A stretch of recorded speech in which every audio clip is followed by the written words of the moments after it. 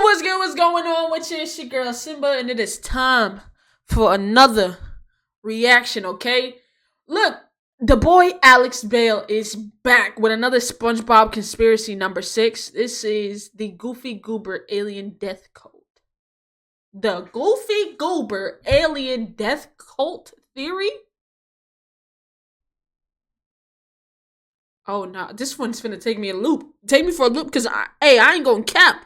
I'm a Goofy Goober for real, to be honest with you. So now but look, we finna to get into it. If you're new, make sure you hitting that subscribe button.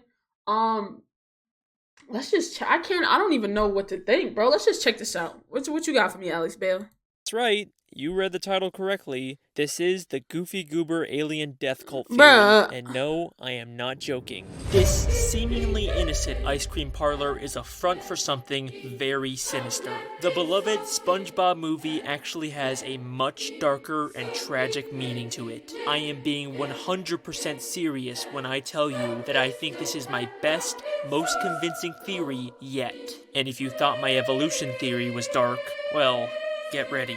This is the Goofy Goober alien death cult theory.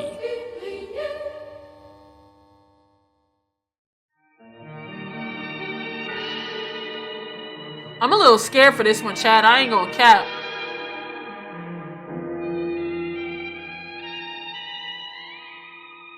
Oh, W Turtle. This makes me want little CT. I gotta bite the bullet and just go get little CT.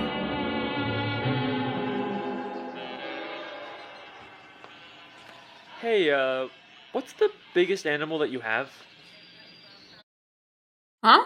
Oh boy, Alex has finally lost his mind. Goofy Goober alien death cult theory? What, did he make that in a random word generator? Trust me, there's actually a lot to this theory. And if anyone's qualified to make it, it's me, considering I made a whole web series about a restaurant being a front for a cult. Here at Pizza Time Pizza, we don't use any preservatives or fake ingredients. Pizza Time Pizza is not a cult.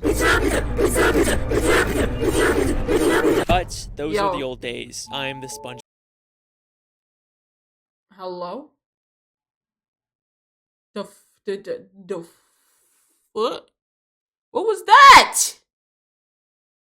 Bob guy now, and there is an insane demand for more of these theories. I mean, the Mrs. Puff one has like 12 million views. That is crazy. Thank you guys so much. Now, this is the part of the video where I try to make you think I'm about to start the theory, but then, oh boy, a sponsor. Everyone loves those. But today, I'm actually sponsored by a company that I'm really excited to talk about. Happy Meat Farms is an animal farming company that factory farms out there. But Happy Meat outdoor space. As an animal, what they stand for, go to Happy Meat Farms.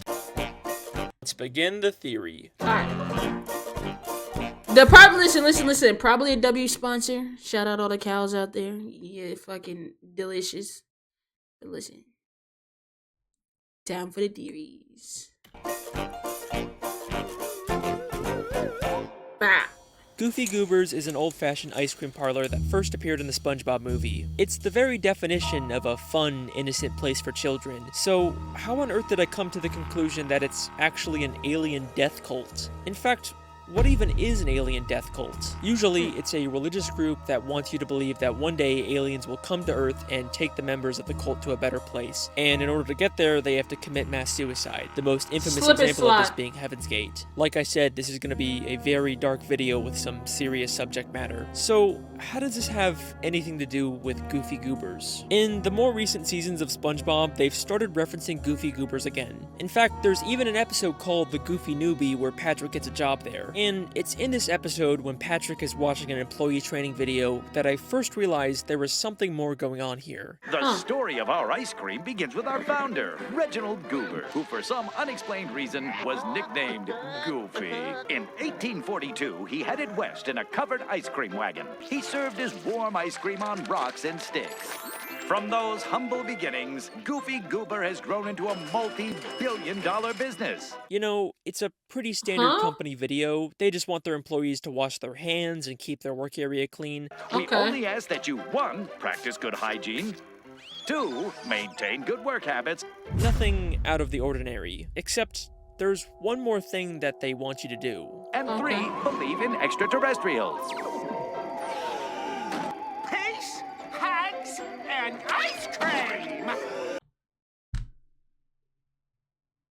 This is one of the newer episodes, right? Because I ain't never see a flying Sunday.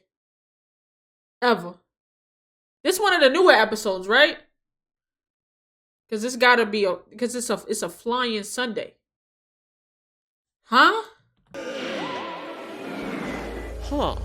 An organization that wants you to believe in aliens. That couldn't be a Heaven's Gate reference in SpongeBob, could it? No, that's crazy. And even if it was, it could just be a random throwaway gag. There's no way Goofy Goobers is actually a cult, right? But then I started to rewatch every appearance of Goofy Goobers, and things took on a whole new meaning. One of the most basic ideas of a cult is that they strip you of your individuality and make you change your entire identity to be about the cult. And that's exactly what Goofy Goobers does. Everyone there wears Goofy Goober uniforms just like a cult. I mean, what other restaurant has not just employees, but customers that always dress up in a specific way? And their theme song that is constantly repeated and reinforced is just the simple line, I'm a Goofy Goober, yeah. You're a Goofy Goober, yeah. We're all Goofy Goobers, yeah. I'm a Goofy Goober, you're a Goofy Goober, we're all Goofy Goobers. It is literally just a song saying that your whole identity is based around Goofy Goobers, and that's it. And in the SpongeBob movie, there's a scene where SpongeBob and Patrick have to try their best to not sing along to the theme song, and it literally causes them intense pain to not sing along. Don't sing along, Patrick! I'm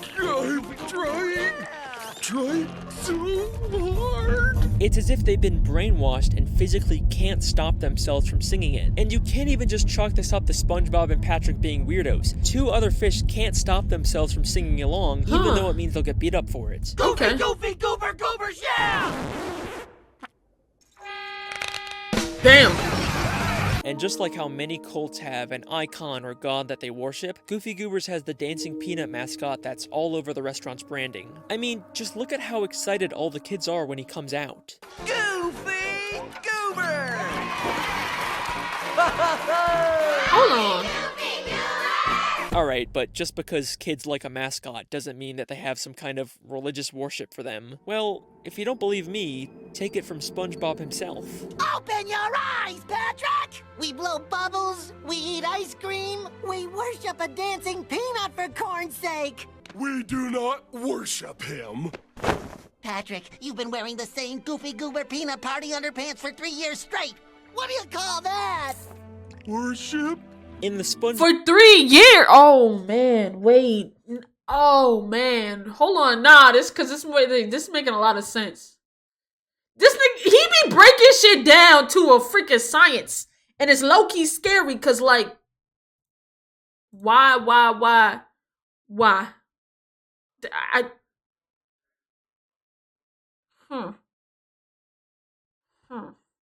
don't know about this. SpongeBob movie video game, there's even a Goofy Goober token that reads, "In Goofy we trust," replacing the word God with Goofy. Things are looking awfully culty, aren't they? Cults will also often create reading material about their beliefs for their followers to read, and Goofy Goobers is no exception to this. In the new SpongeBob spin-off, The Patrick Star Show, we see a Goofy Goober employee reading some kind of book about ice cream. And look at him, he's not busy working, he's choosing to read this in his downtime. I mean, compare him to Squidward, who sometimes reads in his downtime at work. It's not like he's reading about the Krusty Krab. This book looks a lot like it's a doctrine for a cult's beliefs. A major part of how cults get so successful is by getting their followers to give them money. Now, obviously Goofy Goobers charges people for ice cream, but they actually convince their followers to trade their money for a made-up Goofy Goober currency. I don't know what Plankton's paying you, but if you let us go, I can make it worth your while.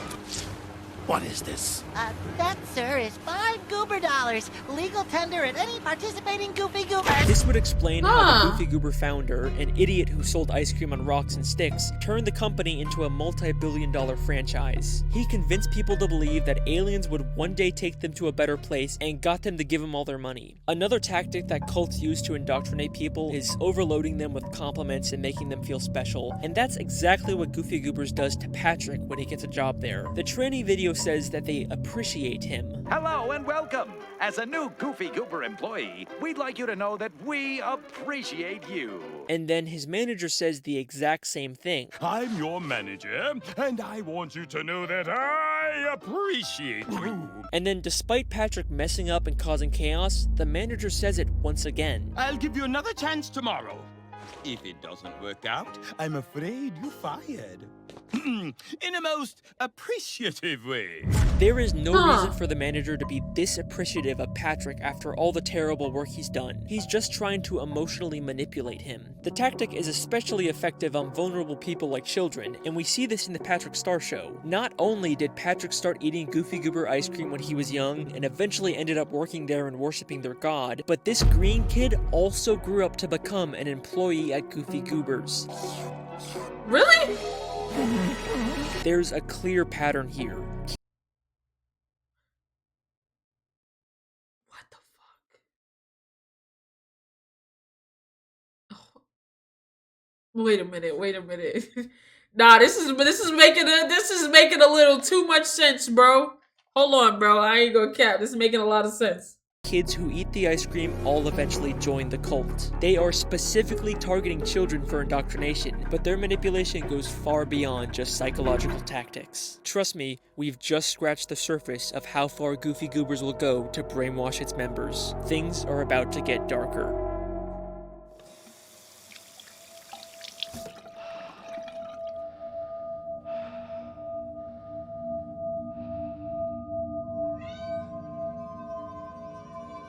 Ah, kitty. Don't eat the ice cream. Oh, Lord. I kind of want ice cream now, though. I'm definitely gonna go to DQ. There's a part in the SpongeBob movie where SpongeBob and Patrick go to Goofy Goober's and eat tons of ice cream all night to the point where they become completely drunk off of it. It's a really funny scene, but it begs the question, why does the ice cream get them drunk? Maybe that's just how ice cream works in the SpongeBob universe, and it's the show's way of making a family-friendly alcohol reference. But we've seen other instances where characters eat tons of ice cream and it doesn't have this effect on them. Alright, well, maybe this was just a one-time gag for the movie, and it's not a consistent part of the continuity. But in the Season 11 episode, Call the Cops, we get this scene.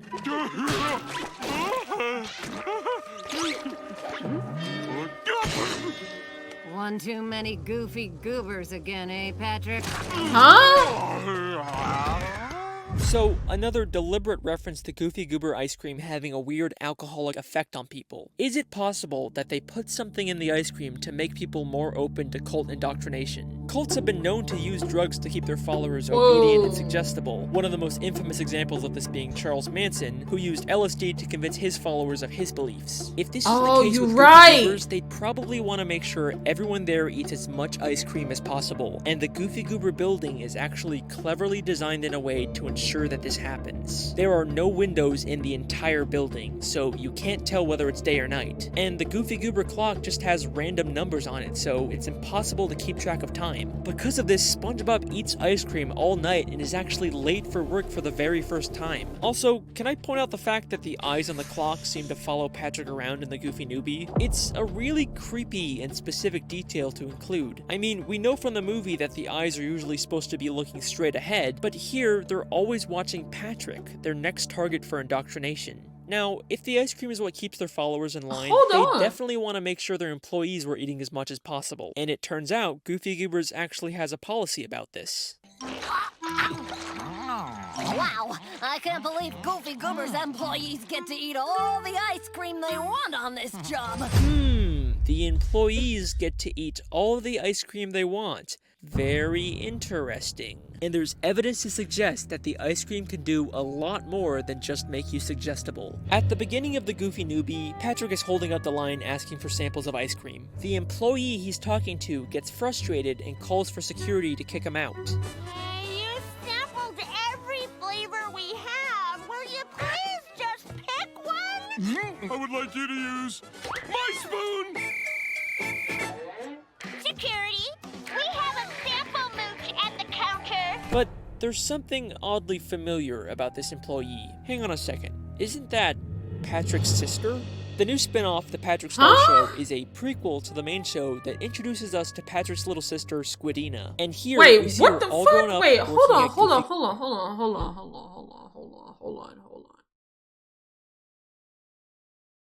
What the fuck? I gotta see these new episodes because this shit is blowing my. First of all, Patrick got a sister? I thought his big sister was Sam. Well, I thought either Sam or Pam. I knew he had a sister. Right? But I didn't. Who is this? Who is this? It's.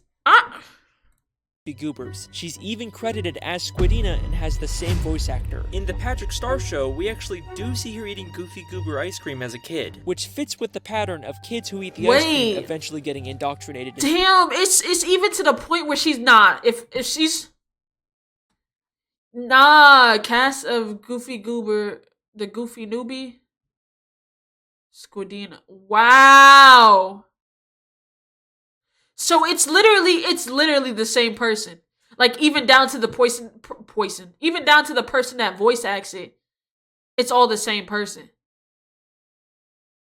Nah, that's crazy. So like I ain't gonna cap. I thought when he said that it was his sister was kind of a reach. It's really not. And has the same voice actor. In the Patrick Star Show, we actually do see her eating Goofy Goober ice cream as a kid, which fits with the pattern of kids who eat the ice cream eventually getting indoctrinated into the cult. Now, Squidina and Patrick have a very close, loving relationship in the Patrick Star Show, but here, they act like they're total strangers. It's not surprising that Patrick would forget his own sister, but Squidina is always portrayed as being smart. It's almost like she completely forgot about him. One of the biggest tactics that cults use to indoctrinate people is isolating them from their friends and family to make them more vulnerable and dependent on the cult. And that's exactly what we're seeing here with Squidina. She has no memory of her family. The ice cream might just be affecting her memory as well. I mean, if she was just meant to be some random reusable character here with no continuity, why would the creators go out of their way to specifically credit her as Squidina, unlike the other random employees who are just credited as employee? Feels like they're deliberately trying to draw attention to it. At the end of the Goofy Newbie, Patrick goes crazy and eats a ton of the ice cream, and then the episode ends in a very interesting way.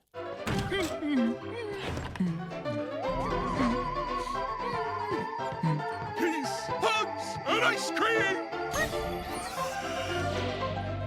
Now, I don't think Patrick was actually abducted by aliens. I mean, we see him on Earth in the very next episode, and the UFO has the same fake look as the one in the training video. I think that because of all the ice cream he ate, he now fully accepts the Goofy Goober's beliefs, and it's caused him to hallucinate the UFO. So, at this point, I'd say we can make a very strong case for Goofy Goobers being a cult, but with this realization comes a very dark and tragic new meaning for the SpongeBob movie. Believe me, you will never look at that movie the same way again. Okay, so before you keep going, do I even want to? I really love the SpongeBob movie. Okay, I love the SpongeBob movie. I think it's such a good movie. You know what I'm saying? First time I seen it, and they were, about to die at the end, and they were all dried up, and they cried, and their little tears combined, and you know what I'm saying? I ain't gonna lie, I shed a little tear myself. I was waiting on my tear to combine with somebody else's, you know what I'm saying? Friendship type shit. So, I mean, you right, Skull, I am in too deep, but like, I don't know if I'm prepared to have this movie ruined for me. On what extent? I need to see on what extent it's ruined. Because, like, if this whole... Damn it. Alright, come on. We too far in. Damn! First of all, Alex, what's in your damn garage?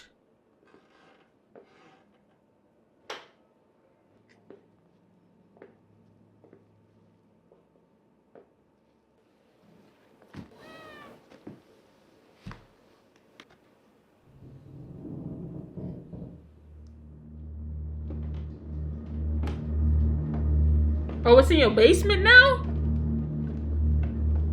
Are you feeding this thing animals? Oh, Lord.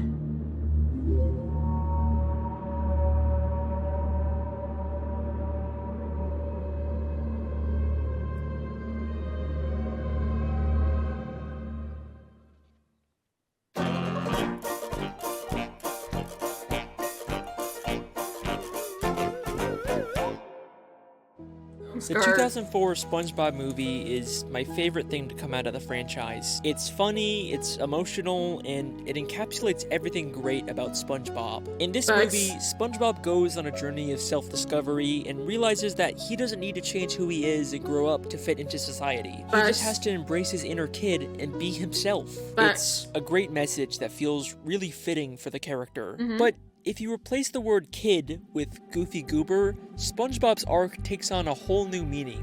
It's not about SpongeBob embracing being himself. It's about SpongeBob fully accepting the indoctrination and beliefs of the Goofy Goober cult. The movie starts with SpongeBob not getting promoted to manager of the new Krusty Krab, a job that he desperately wanted and believed that he would get. When he finds out that Squidward got chosen instead of him, it completely destroys him.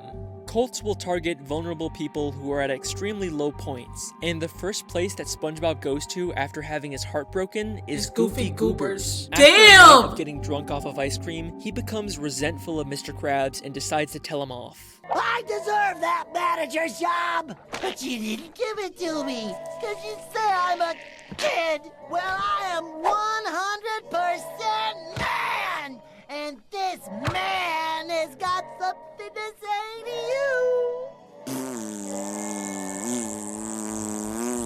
In fact, if King Neptune didn't interrupt and try to kill Mr. Krabs, SpongeBob probably would have quit and been fully able to join the cult. SpongeBob and Patrick go on a quest to retrieve Neptune's crown, and it's almost like every obstacle they face along the way is specifically designed to make SpongeBob and Patrick realize the dark truth about Goofy Goobers, but they fail to do so at every turn. They first stop at this tough guy bar that's full of men who beat up anyone that isn't manly enough. Okay. Wait, nah, this is wait. But I think there's actually a lot more going on here than it seems. This place actually has an insane amount of similarities to the Goofy Goober ice cream parlor. They're both shaped like boats, they both have bikes out front and a bar inside, and they both have two-word titles that start with the same letter, Goofy Goobers and Thug Tug. Is it possible that this place is actually a former Goofy Goobers establishment that was abandoned? I mean, they literally have the Goofy Goober theme song on hand. Oh, wait, nah, wait. The fuck a minute. Wait a minute. No, stop making sense, because this is pissing me off. Nah, bro, because because this is making too much sense, and it is. Nigga, I don't know if I want to be oh my god. This is making mad sense, bro. Oh my god.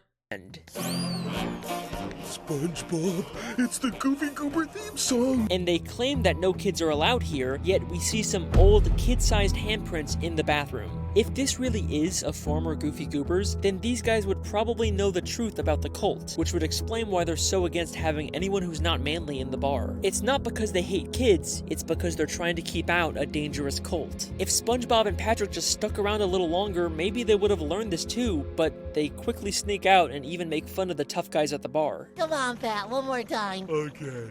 We're on a baby hunt, and don't think we don't know how to weed them out.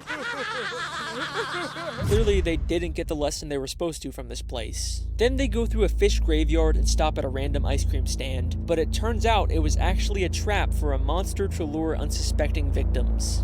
Okay, Patrick, you can let go now.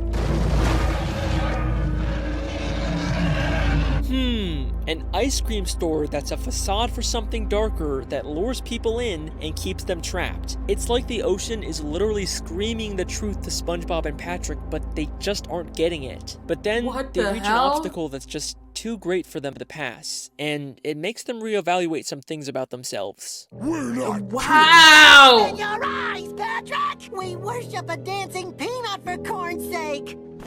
You've been wearing the same Goofy Goober peanut party underpants for 3 years straight! Oh, you're right, SpongeBob! It isn't until Mindy helps them realize that they're more than just Goofy Goober kids that they can continue on their journey. They sing an entire song about how they believe in themselves now, and Patrick even says this. Now that we're men, I changed my underwear! Okay! Finally broken free from the cult's indoctrination, but Unfortunately, it doesn't last very long. They're stopped by a hitman Plankton hired to take them out, and he completely destroys all the progress they've made to grow as characters. Step aside and you won't have to feel the awesome Nah, wrath this is of our crazy, mustache. bro. These.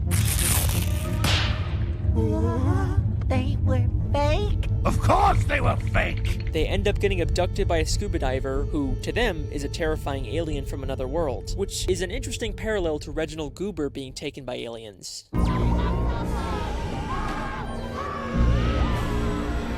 They're taken to Shell City in a room full of dead fish, a Facts. place eerily similar to a death cult after a mass suicide. While SpongeBob and Patrick are being dried to death, they decide to fully embrace the Goofy Goober's beliefs and spend their last moments alive singing the Goofy Goober theme song. Bruh, hold up. Goofy Goober, yeah. Yeah, Goofy Goober, yeah. Goofy, Goofy, Goober. But then, just like death cults always promise, they and everyone in the room are reborn when the sprinkler system turns on.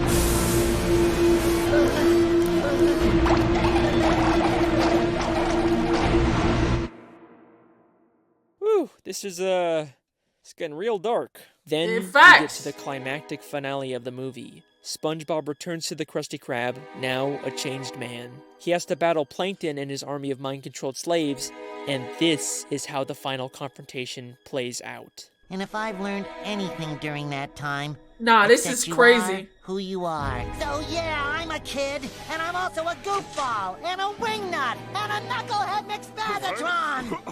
What's going on here? But most of all, Plankton. I'm Hey, settle down. I'm- Take it easy.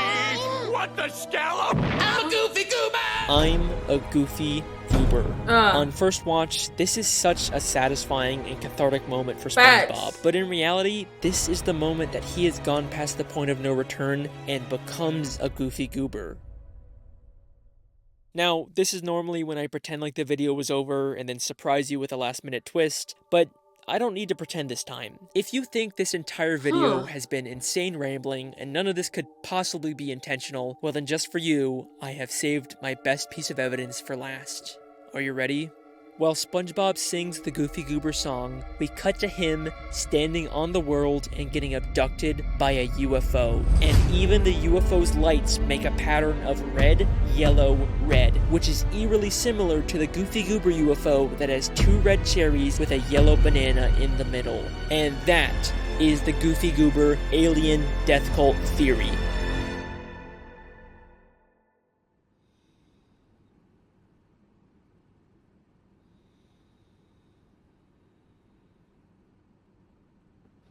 Damn.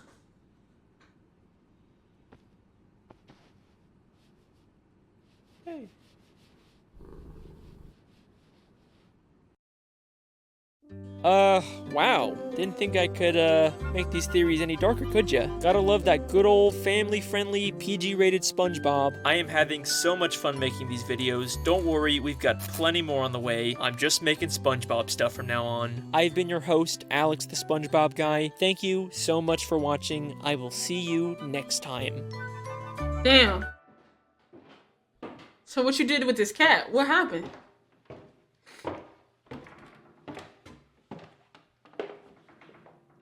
Hey, I'm gonna assume you're still down here.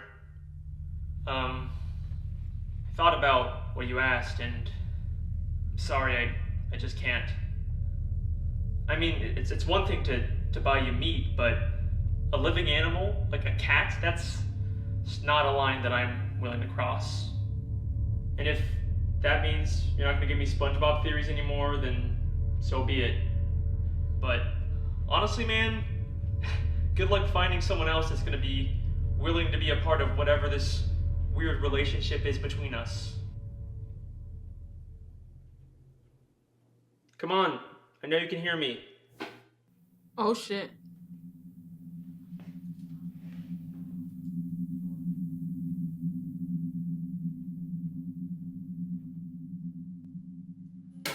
Oh shit. What the fuck is...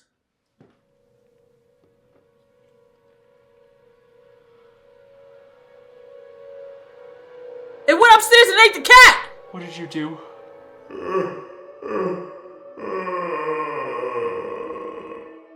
My boy, I took what you brought me.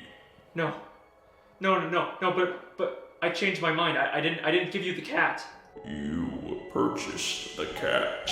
You brought it to this home. I simply finished the job. No, this is not what I wanted, okay? This isn't worth it. We are fucking done.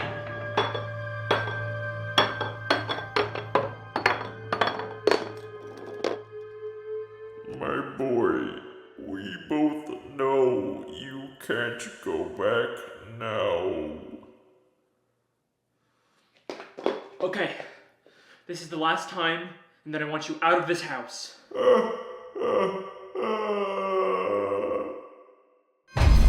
Whoa! What the fuck was that? What was that? What was that? You saw that, chat? Hold on.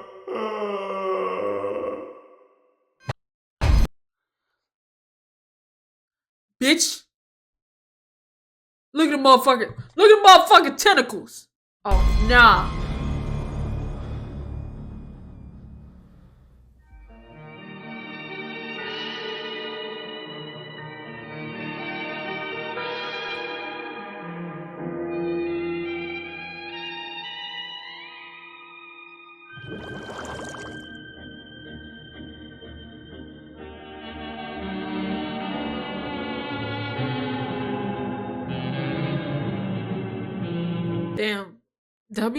Damn.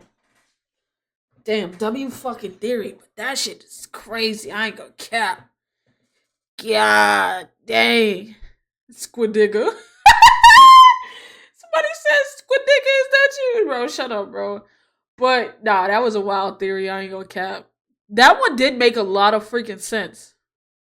Dang. So if you watch you really watch SpongeBob become a full Goofy Goober. That's crazy, bro. Alright, bro. But let me know how you felt about the video. I really like that one. This nigga, he on timing. I ain't gonna care. He on timing. But y'all let me know how you felt about it. If you liked the video, then like the video. Subscribe if you're new. Notifications, turn them on. 200K by March. Let's get it done. And with that being said, I'm up out of here. I hope you guys have enjoyed the video. Y'all have a good one, man.